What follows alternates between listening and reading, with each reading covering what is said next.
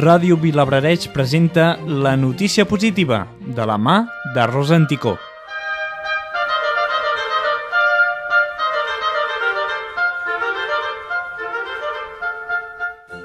Els trens de proves del TAP ja passen pels túnels de Girona.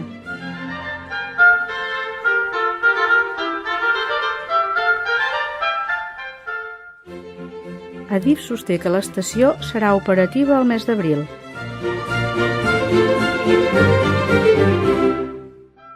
Els trens de proves del TAF ja circulen pels túnels urbans de Girona.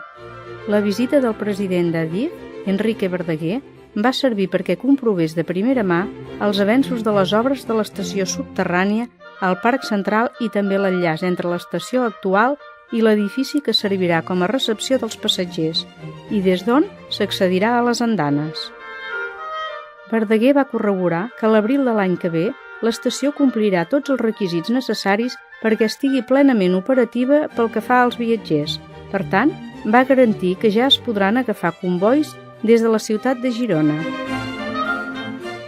El màxim responsable d'Adif no va tancar la porta que en un futur es puguin executar les obres per fer subterrani el tren convencional i enderrocar el viaducte en admetre que Girona té una peculiaritat claríssima i hem de buscar entre tots fórmules per poder fer els projectes viables i sostenibles.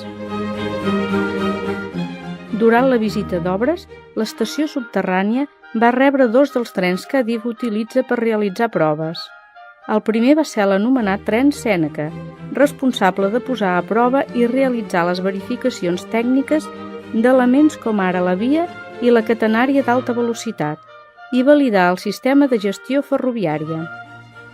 L'altra tipologia de tren de proves, que també va passar pels túnels urbans de Girona, és el tren VT, que està preparat per comprovar l'estabilitat i la consolidació de la via i fer múltiples proves de la catenària, a més de la comunicació de veu entre maquinistes o els responsables de regulació.